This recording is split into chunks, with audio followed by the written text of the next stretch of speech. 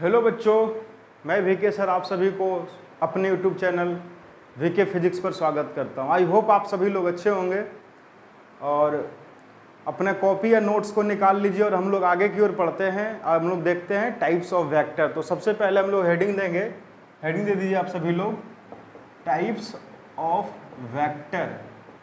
Vector के types को हम लोग देखेंगे। पहला हम लोग देखने वाले हैं कौन सा वेक्टर, तो सबसे पहला देखने वाले हैं इक्वल वेक्टर और उसके बाद हम लोग देखेंगे अनइक्वल वेक्टर।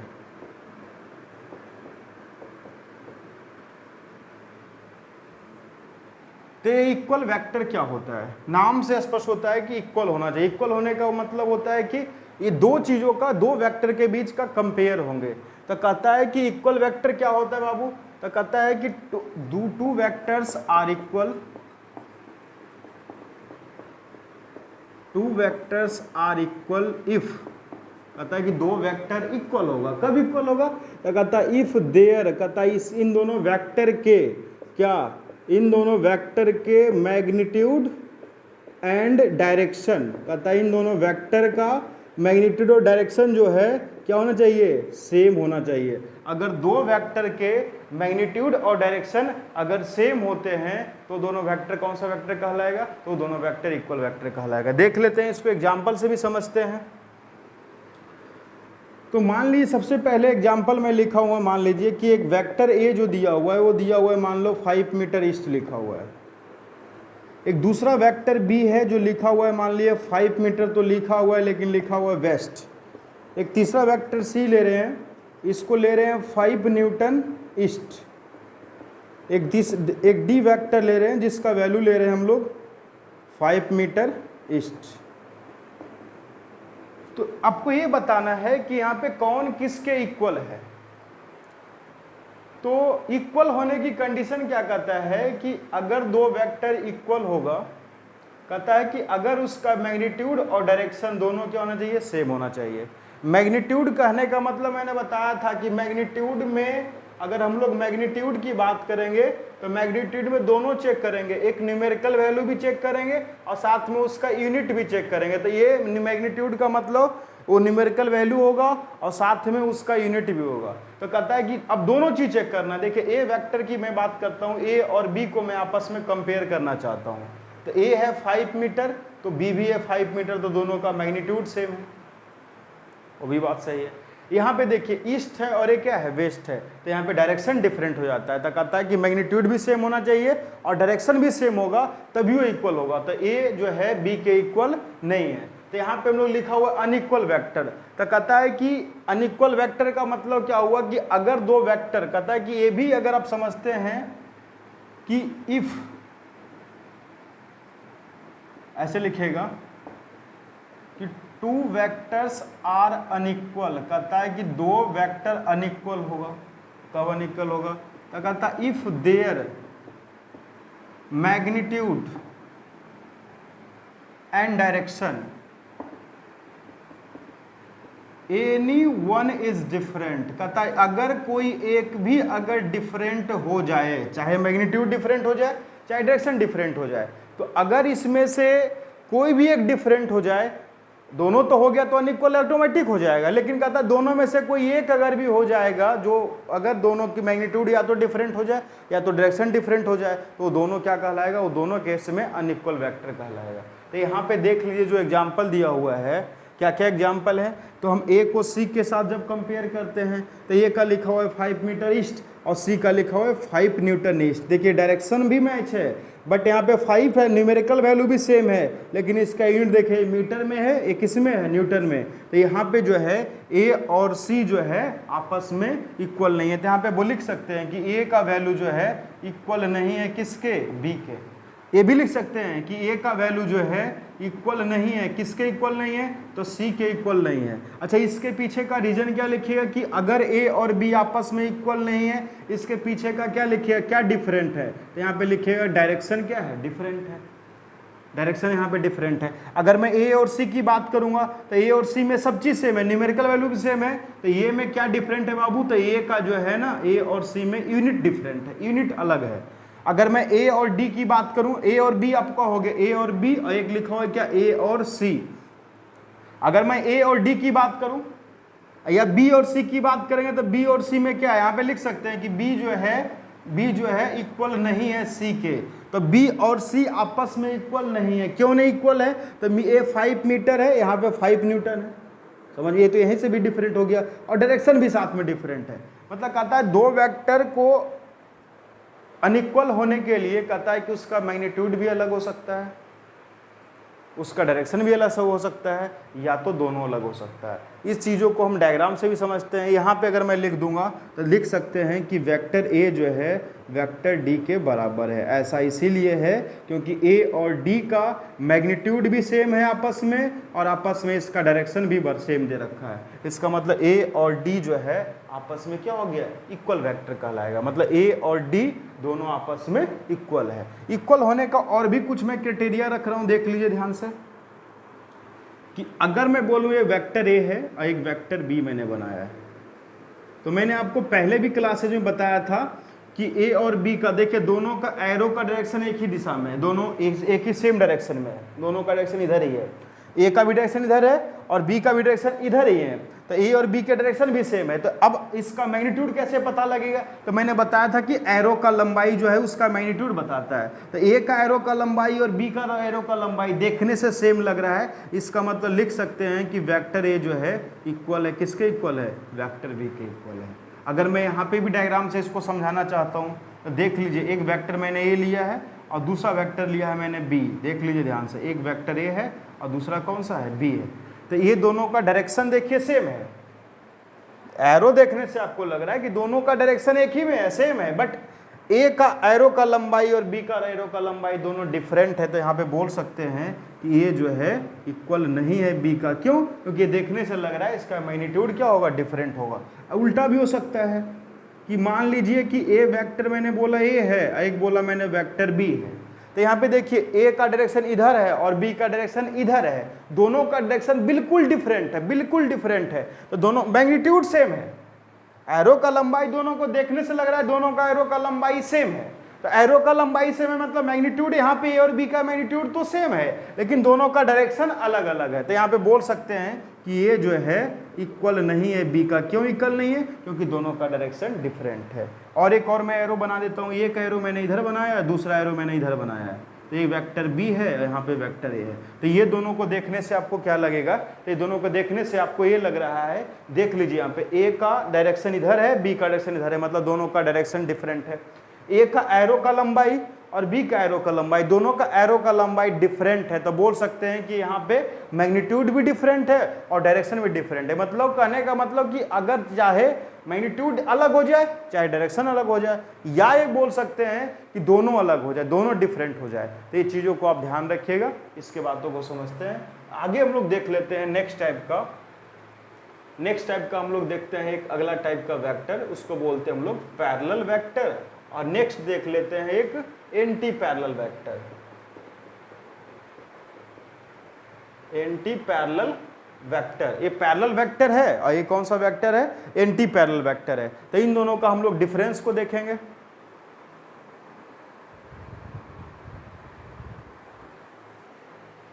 कहता क्या है कि अगर मैं बोलूं कि इफ द एंगल बिटवीन, कहता है कि अगर जो है एंगल किसके किसके बीच का, एंगल बिटवीन टू वेक्टर, कहता है कि दो वेक्टर्स के बीच का जो एंगल हो, if the angle between two vectors are 0 degree, कहता है कि अगर दो वेक्टर के बीच का जो एंगल है क्या होनी चाहिए, अगर 0 डिग्री हो तो बोलेंगे कि दोनों वेक्टर क्या हो गया, पैरेलल वेक्टर हो गया।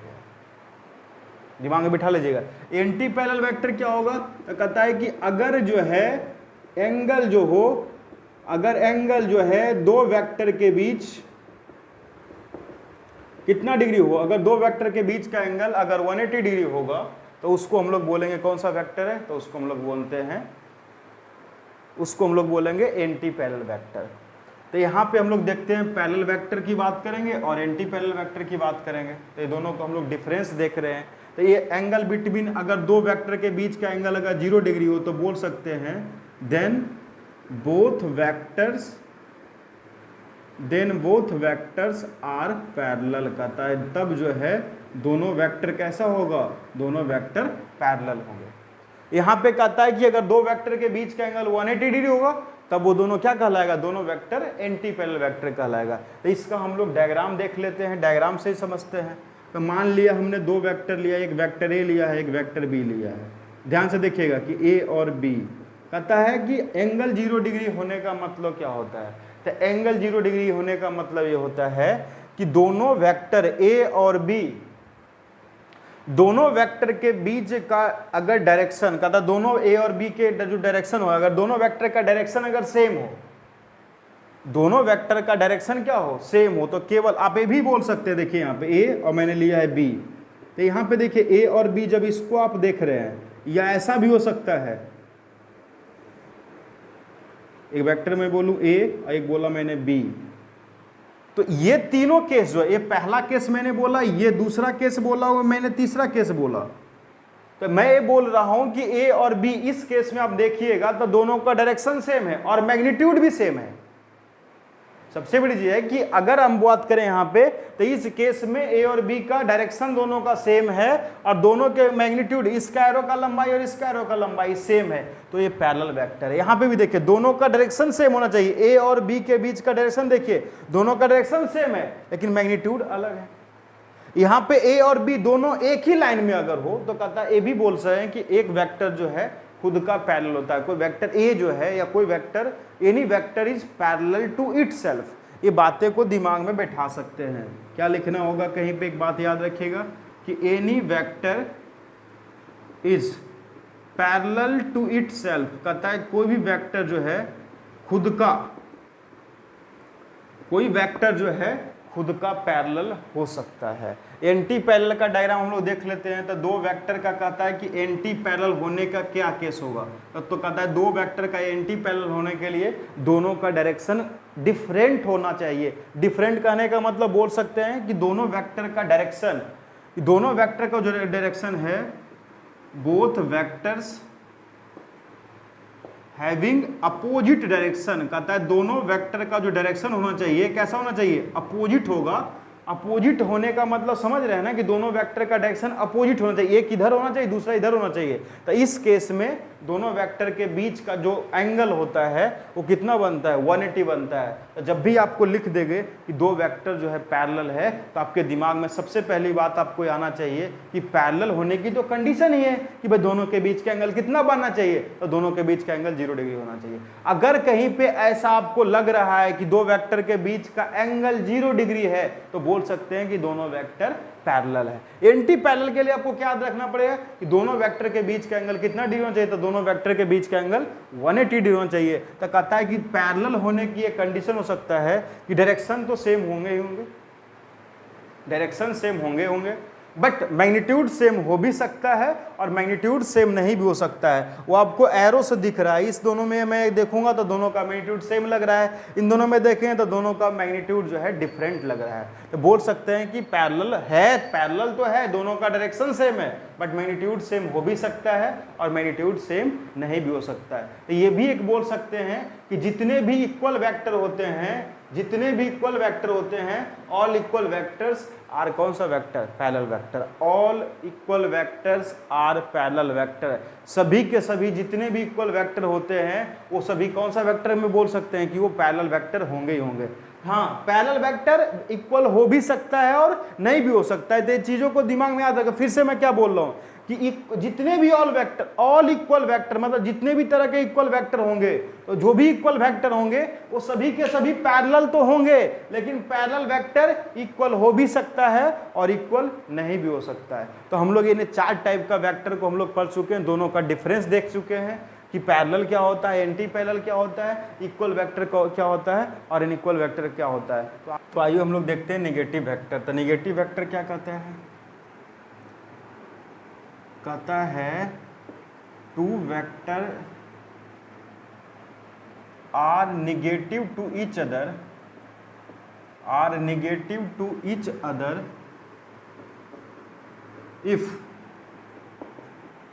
if their magnitude is same, कहता है इसका मैग्नीट्यूड सेम होगा, बट कहता है क्या कि डायरेक्शन जो होगा वो क्या होगा, डायरेक्शन जो है वो अपोजिट होगा। याद रखिएगा, मैग्नीट्यूड सेम होना चाहिए और डायरेक्शन अपोजिट होना चाहिए, तभी वेक्टर को बोलेंगे एक दूसरे का निगेटिव होता है। Two vector are negative to each other, कहता है दो वेक्टर एक दूसरे का निगेटिव कब होगा, तो कहता है कि अगर इसका मैग्नीट्यूड सेम हो बट डायरेक्शन क्या होना चाहिए, अपोजिट हो। तो देख सकते हैं एक डायरेक्शन यहाँ पे एक वेक्टर मैंने ये लिया है ऐसा और एक वेक्टर मैंने लिया है बी। देखिए दोनों का फर्क देख लीजिए कि क्या है। इसका मतलब ये दिख रहा है कहीं ना कहीं आपको लग रहा है एंटी पैरेलल का भी केस कुछ ऐसा ही है कि एक देखो ए और बी दोनों का एरो का लंबाई सेम है, इसका मतलब मैग्नीट्यूड क्या होगा, सेम होगा। बट डायरेक्शन देखिए अपोजिट है, डिफरेंट नहीं बोल रहा हूं, डायरेक्शन अपोजिट। ये किस तरफ है तो दूसरा, इधर का डायरेक्शन मैंने बोला था इधर का डायरेक्शन ईस्ट होता है, तो इधर का डायरेक्शन कौन सा है, वेस्ट है। तो यहाँ पे डायरेक्शन अपोजिट होगा, मैग्नीट्यूड सेम होगा और डायरेक्शन अपोजिट होगा। तो यहाँ पे लिख सकते हैं कि वेक्टर ए जो है इक्वल है किसके, माइनस ऑफ बी के। यहाँ पे ए और बी का मैग्नीट्यूड सेम हो गया बट माइनस साइन ये बता रहा है कि बी का जो है डायरेक्शन डिफरेंट होगा। या इसको ये भी लिख सकते हैं कि वेक्टर बी जो है इक्वल होगा किसके, माइनस ऑफ वेक्टर ए के बराबर होगा। और भी ऐसा भी लिखा जाता है, ऐसा भी दिखाया जाता है कभी कभी। तो देखिए यहाँ पे देखिए वेक्टर ए इधर है, एक वेक्टर बी इधर है, दोनों का स्टार्टिंग पॉइंट यहाँ पे है। तो ए और बी देखिए दो, इसका लंबाई इधर का लंबाई दोनों का सेम है, तो मैग्नीट्यूड सेम है बट डायरेक्शन क्या है, डिफरेंट है। तो यहाँ पे भी बोल सकते हैं कि वेक्टर ए जो है बराबर है किसके, माइनस बी के बराबर है। तो ये चीज़ों को ध्यान रखिए। कौन सा वेक्टर हो गया आपका, ये वेक्टर हो गया हमारा निगेटिव वेक्टर। तो अगला देखते हैं कोलिनियर वेक्टर। कोलिनियर वेक्टर तो कहता है कोलिनियर वेक्टर क्या कहता है, तो कहता है कि टू और मोर वेक्टर, टू और कौन सा vector, more vector lies on a same line. कहता है कि अगर दो या दो से अधिक वेक्टर एक ही लाइन पे लाइज करता है तो सभी कौन सा वेक्टर कहलाएगा, तो सभी कोलिनियर वेक्टर कहलाएगा। एग्जांपल बता देता हूं, देख लीजिए, ये देख लीजिए जितने भी वेक्टर हैं, एक वेक्टर ए है, दूसरा वेक्टर बी मैंने बोल दिया, ये बोल दिया सी, तीनों जो है एक ही लाइन पे होगा तो बोल सकते हैं कि vector A, vector B and vector C are, क्या बोल सकते हैं इसको कि ये जो है कोलिनियर है। तो ये आई होप आपको ये दोनों का समझ में आ गया हो गया कौन कौन। तो एक है निगेटिव वेक्टर और दूसरा कौन सा वेक्टर है, कोलिनियर वेक्टर है। तो आगे हम लोग देखते हैं एक नेक्स्ट टाइप का वेक्टर को हम लोग देखते हैं।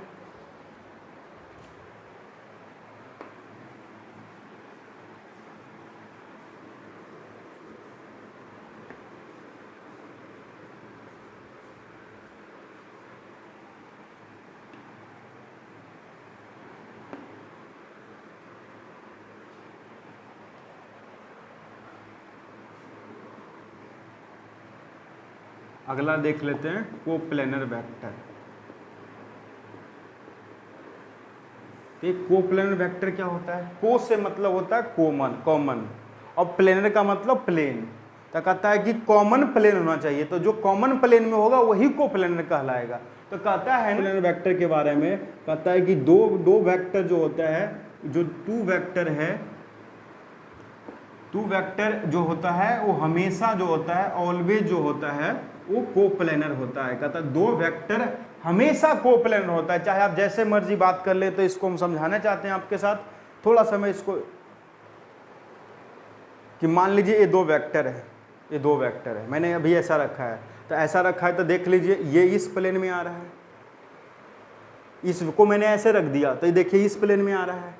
तो ये देखो दीवार ऐसा होगा तो इस प्लेन में होगा कि नहीं होगा। तो आप दो वेक्टर को जैसे मर्जी रख लीजिए, ऐसे रख लीजिए, ऐसे रख लीजिए, जैसे मर्जी आपको ऐसे रखना होगा, ऐसे रख लेते हैं। तो देखिए इस प्लेन में आ रहा है, तो दो वेक्टर जो होंगे ना वो हमेशा जो है वो कोप्लेनर होते हैं। अगर मैं बात करूंगा तीन वेक्टर का, तो कहता है कि थ्री और मोर वेक्टर, कहता है इसके बारे में एक और पॉइंट लिख लीजिएगा कि जो थ्री और मोर वेक्टर्स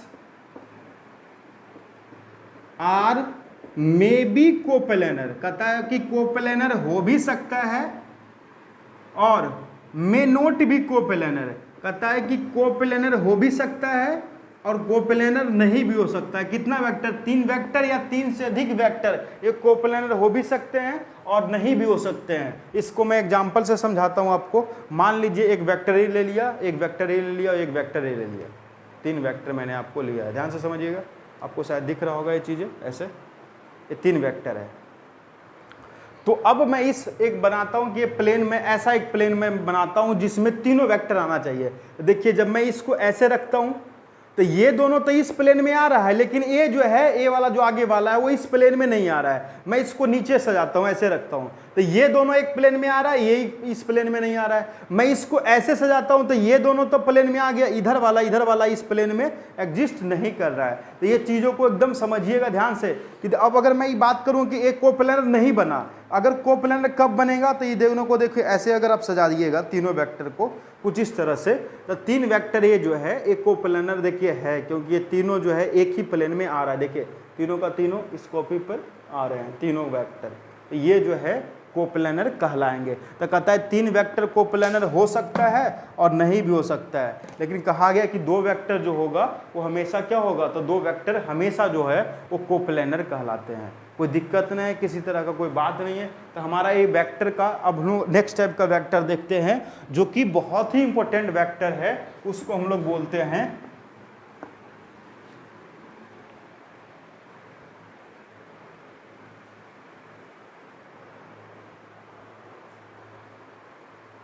अगला देख लेते हैं नेक्स्ट टाइप का वेक्टर, उसको हम लोग बोलते हैं को इनिशियल वेक्टर।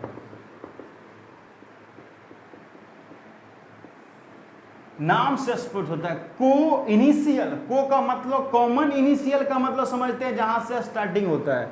तो कहता है कि 2 or more vectors are said to be coinitial vector. कहता है कि 2 या 2 से अधिक वेक्टर को हम लोग को इनिशियल वेक्टर कहेंगे। कब कहेंगे? तो कहता है इफ देयर, कहता है कि अगर इसका स्टार्टिंग पॉइंट है, इफ देयर स्टार्टिंग पॉइंट, या बोल सकते हैं कि जहां से इनिशियल पॉइंट है स्टार्टिंग पॉइंट इज सेम।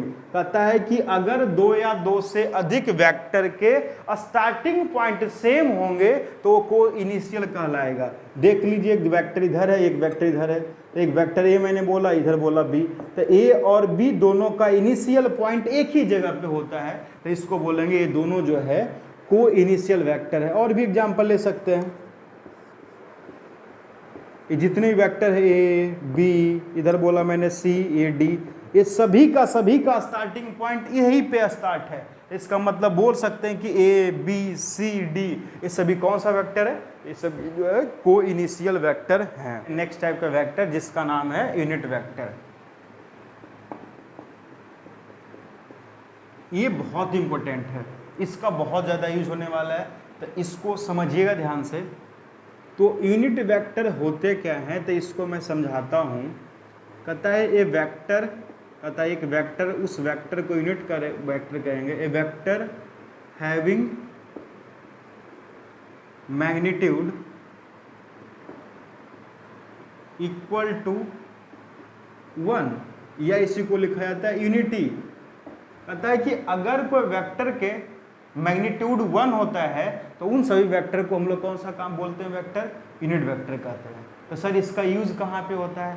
तो इसका एक ही काम होता है कि इट जो है, ये जो यूनिट वेक्टर है उसकी मैं बात कर रहा हूँ, इट गिव्स द, कहता है it gives the direction of vector.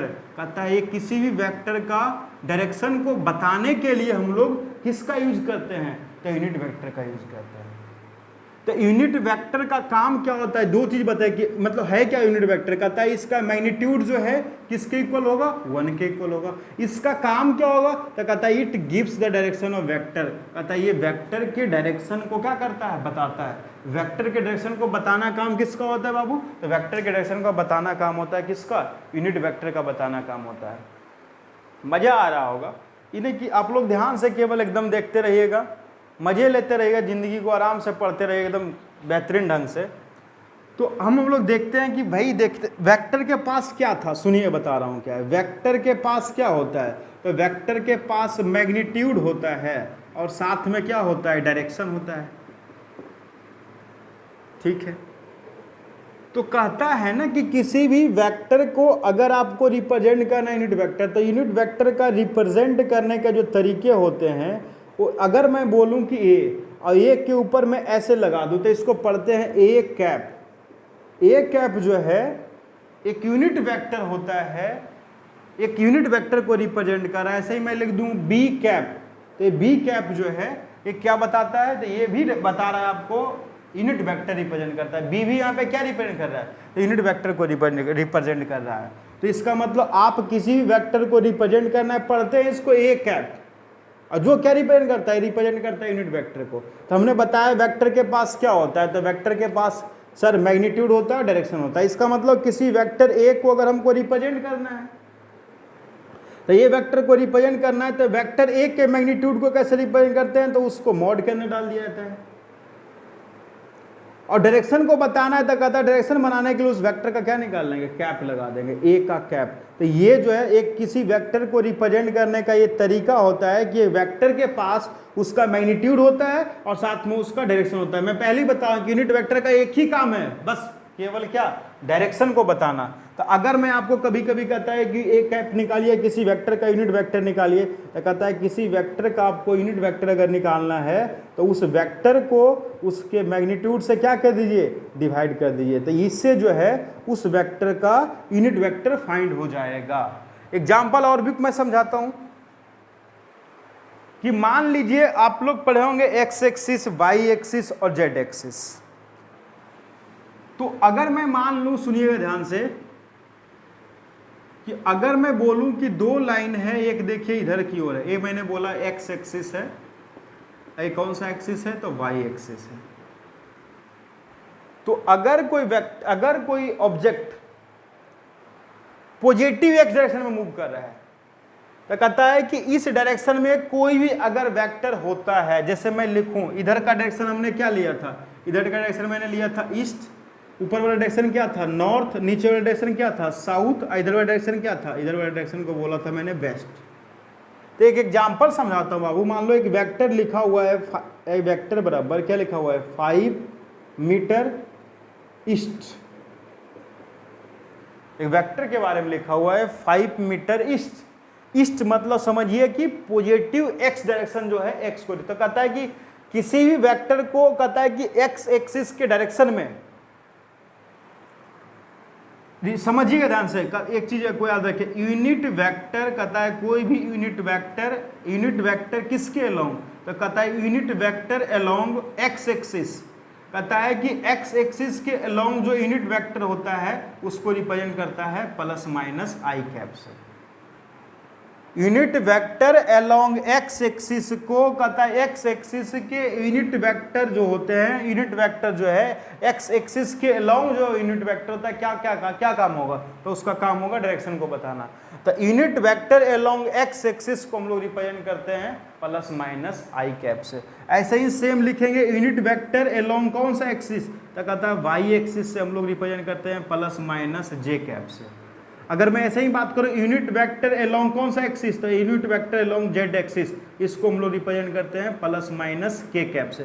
Plus minus का मतलब क्या होता है मैं समझाता हूं। देखो, ऑरिजिन से ए मान लेते हैं ऑरिजिन, तो ऑरिजिन से अगर इधर जाएगा तो एक्स एक्सिस प्लस में होता है, तो इधर के डायरेक्शन को मैं लिखूंगा प्लस का आई कैप। अगर कोई ऑब्जेक्ट इधर की ओर मूव करेगा तो इसको वो लिख देंगे माइनस का आई कैप। जैसे मैं यहाँ पे लिखा हुआ हूँ वेक्टर ए बराबर 5 मीटर ईस्ट, तो इसको हम लोग रिप्रेजेंट करना है तो क्या लिखेंगे, ए वेक्टर बराबर 5 का किस डायरेक्शन में है, एक्स के अलोंग में, इधर है, इस तरफ है एक्स के अलोंग, तो इसको हम लोग कैसे रिप्रेजेंट करते हैं 5 आई कैप मीटर। समझ जाएगा कि ऑब्जेक्ट जो है मूव कर रहा है किसके अलोंग, तो कहता है इस डायरेक्शन, मतलब ईस्ट किधर क्यों लेते हैं, तो एक्स पॉजिटिव एक्स की तरफ हम लोग एक्स को रिप्रेजेंट करता है। बताया था ना सीधे चीज़ों को, तो ये चीज़ों को समझिएगा। अगर कोई लिख देगा भाई कोई ऑब्जेक्ट जो है नॉर्थ की डायरेक्शन में मूव कर रहा है, स्पीड यही दिया, मैं बोला हूँ यहाँ पे लिख देता हूँ वेक्टर बी बराबर, लिखा हूँ मैं 5 मीटर नॉर्थ, तो अगर नॉर्थ में होगा तो क्या लिखिएगा बी वेक्टर बराबर नॉर्थ के डायरेक्शन, मतलब नॉर्थ किधर होता है, वाई एक्सिस के अलोंग होता है, और वाई एक्सिस के अलोंग और वाई एक्सिस के इधर कौन सा डायरेक्शन होता है, तो प्लस का होता है। यहाँ पे लिखो क्या प्लस 5 जे कैप लगा दोगे और साथ में लगा दोगे वो यूनिट उसका मीटर। अगर ऐसे ही तीसरा वेक्टर होता एक सी होता, तो सी को अगर मैं लिखता 5 मीटर अगर मैं साउथ लिख दूं, तो इसको आप कैसे रिप्रेजेंट करेंगे? तो इसको रिप्रेजेंट करने का तरीका है कि सी वेक्टर बराबर किस तरफ है? साउथ, इधर की ओर, मतलब वाई एक्सिस में के अलोंग है, बट उस वो निगेटिव वाई में है, तो निगेटिव वाई में रहेगा, तो उसको हम लोग कैसे रिप्रेजेंट करते हैं? -5 का जे कैप और साथ में लगा देंगे मीटर। तो ये चीज़ों को आई होप समझ में आ गया होगा। अगर यही रहता है इधर की ओर कि इधर वेस्ट में जा रहा है, तो वेस्ट में जा रहा है तो क्या करते हैं? -5 आई कैप लिख देते हैं। तो ये चीज़ों को ध्यान रखिए, ये बहुत ही इंपॉर्टेंट बात है कि unit vector along X axis को हम लोग आई कैप से रिप्रेजेंट करते हैं, unit vector along Y axis को हम लोग जे कैप से रिप्रेजेंट करते हैं, unit vector along Z axis को हम लोग प्लस माइनस के कैप से रिप्रेजेंट करते हैं। प्लस और माइनस का मैंने बताया था कि प्लस जो है पॉजिटिव डायरेक्शन को बताता है, और निगेटिव जो माइनस का साइन है वो उसके अपोजिट डायरेक्शन को बताता है। तो ये चीज़ों को आई होप समझ में आ गया होगा। आइए हम लोग और इसको देखते हैं कुछ। तो किसी वेक्टर को, अगर कोई वेक्टर मान लीजिए 2 डायमेंशन में होता है, तो कहता है कि वेक्टर 2 डायमेंशन के वेक्टर को कार्टेजियन फॉर्म में, कार्टेजियन फॉर्म ऑफ वेक्टर, याद रखिए कार्टेजियन फॉर्म ऑफ वेक्टर, कहता है वेक्टर का कार्टेजियन फॉर्म क्या होता है? तो अगर वो वेक्टर 2D में होता है, 2 डायमेंशन में होता है, तो 2 डायमेंशन के किसी वेक्टर को हम लोग रिप्रेजेंट करने का तरीका क्या है कि x का आई कैप प्लस क्या लगा दीजिएगा? y का जे कैप। कहता है किसी भी 2 डायमेंशन के वेक्टर में, 2 डायमेंशन में क्या क्या आता है? x आता है और y आता है। तो कोई भी 2 डायमेंशन के वेक्टर को रिप्रेजेंट करने का तरीका कौन सा फॉर्म होता है? ये है Cartesian form of vector. Vector को रिप्रेजेंट करने के तरीके हैं ये कार्टेजियन फॉर्म में, तो इस टर्म में भी आपको मिलने वाला है। तो वेक्टर ए को लिख सकते हैं x का आई कैप प्लस y का जे कैप। अगर मैं 3D वेक्टर की बात करूंगा, 3D का मतलब समझिए कि 3 डायमेंशन की बात हो रही है, x एक्सिस की बात भी होगी, y एक्सिस की बात भी होगी और z एक्सिस की भी बात होगी। तो ये चीज़ों को समझते चलिएगा कि अगर 3D में कोई वेक्टर होगा तो इसको रिप्रेजेंट करने का तरीका है, मैं बोल दिया यहाँ पे वेक्टर b, तो इसका रिप्रेजेंट करने का तरीका क्या है? x का आई कैप प्लस y का जे कैप प्लस z का क्या लिखते हैं? के कैप लिखते हैं। तो ये चीज़ों को आई होप आप समझ में आप पा रहे होंगे। अगर मैं इन चीज़ों को, इससे आगे मैं अगर बढ़ता हूँ, इससे आगे मैं अगर आपको बढ़ाता हूँ, इससे आगे मैं अगर इसकी चर्चा करूँगा,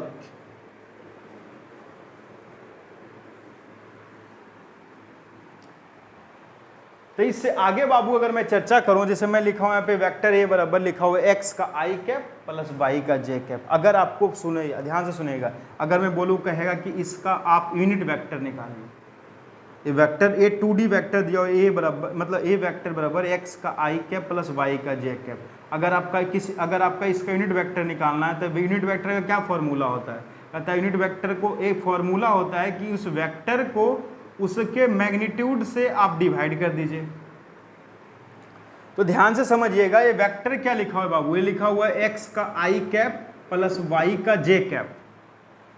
इसको डिवाइड करना है, इस वेक्टर का मैग्नीट्यूड निकालने का क्या तरीका होता है बाबू? तो लिख लीजिएगा अंडर रूट आई के बगल में जो वैल्यू है x, तो उसको लिख दिए कि x का होल स्क्वायर प्लस, और जे के बगल में क्या लिखा है? y, तो इसको लिखिए y का होल स्क्वायर। इसको लिखने का तरीका क्या होता है? जब भी आप इसका आंसर लिखोगे तो लिखोगे ऐसे करके x बटा अंडर रूट x का स्क्वायर प्लस y का स्क्वायर प्लस y यहाँ पे लगा दीजिएगा, साथ में लगा दीजिएगा आई कैप प्लस y बटा अंडर रूट x का स्क्वायर प्लस y का स्क्वायर, साथ में लगा दे जे कैप। आपको पता ही हो ना कि ये दोनों टर्म को, ये बीच में प्लस का साइन है, तो इसको इससे डिवाइड कर दिए, इसको इससे डिवाइड कर दिए, तो x अपॉन ए वाली वैल्यू बगल में I cap plus y upon क्या हो जाएगा? Under root X square plus Y square का वो बगल में लिख दिया मैंने जे कैप। अगर इसका यूनिट वेक्टर पूछता है तो इसका अगर यूनिट वेक्टर आपको निकालना है तो बी कैप का मान क्या कर दिए? तो कहता है जो वेक्टर लिखा हुआ है उसके मैग्नीट्यूड से उसको क्या कर दीजिए? उसके मैग्नीट्यूड से उसको भाग कर दीजिए। तो तरीका क्या अपनाएंगे बाबू? तो इसकी वैल्यू क्या लिखा हुआ है? लिखा हुआ है एक्स का आई कैप प्लस वाई का जे कैप प्लस जेड का के कैप को डिवाइड कर देंगे किससे? अंडर रूट क्या क्या लिखा हुआ? आई के बगल में लिखा हुआ है एक्स, तो एक्स का होल स्क्वायर प्लस इसके बगल में लिखा हुआ है वाई, जे के बगल में वाई, तो वाई का होल स्क्वायर प्लस किसका लिख देंगे हम लोग? के है, के कैप के बगल में क्या लिखा हुआ है? के कैप के बगल लिखा हुआ है जेड, तो क्या लिखेंगे? जेड का होल स्क्वायर। इसके लिखने के भी तरीके सेम वैसे ही जैसे वो लिखा हुआ है। क्या लिखना है? तो एक्स बटा अंडर रूट की लिख दीजिएगा एक्स का स्क्वायर प्लस वाई का स्क्वायर प्लस जेड का स्क्वायर, लगा दिए बगल में आई कैप। दूसरा अगर लिखना होगा यूनिट वेक्टर निकालने का तरीका मैं बता रहा हूं लिखने का, y upon under X square Y square plus Z square का अंडर रूट और बगल में आ जाएगा जे कैप। अगर आगे हम लोग बात करेंगे तो क्या लिखेंगे, जेड बटा अंडर रूट क्या लिखेगा, एक्स का स्क्वायर प्लस वाई का स्क्वायर प्लस जेड स्क्वायर, साथ में क्या लगा दिए, के कैप लगा दिए।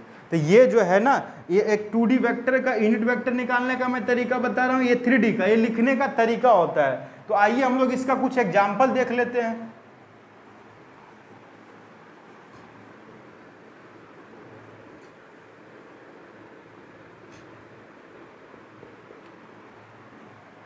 देखिएगा ध्यान से, find unit vector of the following vector.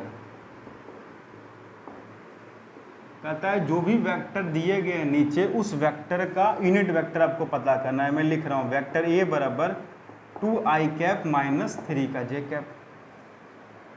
दूसरा मैं लिख रहा हूं वेक्टर बी बराबर माइनस का आई कैप माइनस का जे कैप, यहां पे लगा देता हूं मैं माइनस का के कैप। एक तीसरा वेक्टर ले रहा हूं सी, तो वेक्टर सी लिखा माइनस 2i कैप प्लस 3 जे कैप माइनस 4 का के कैप।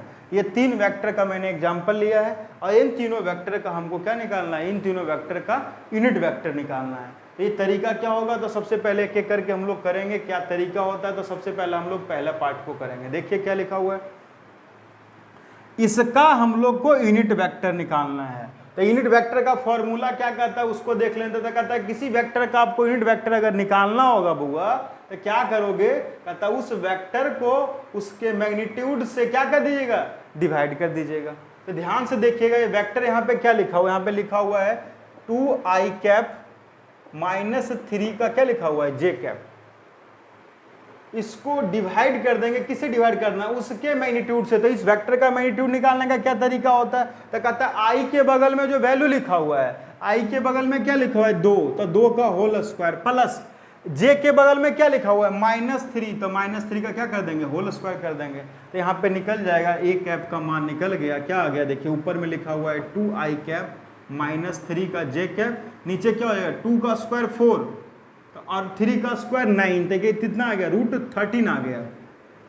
इसको लिखने का तरीका क्या कहता है, अब जब भी लिखोगे तो कैसे लिखोगे, 2/√13 और लगा दोगे बगल में आई कैप,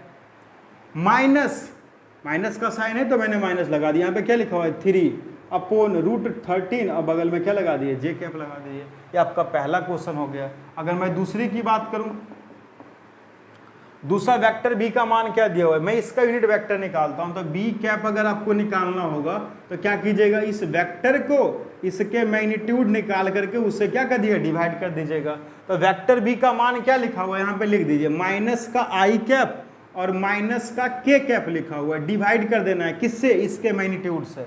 तो आई के बगल में कुछ नहीं लिखल है बुआ, तो क्या समझिएगा -1 है। तो ये देखो माइनस का साइन तो है ही, यहाँ पे कर दिया -1 का होल स्क्वायर। ये क्या लिखा है, यहाँ पे भी कुछ नहीं है तो इसमें प्लस का साइन देकर क्या कर देंगे, -1 का होल स्क्वायर।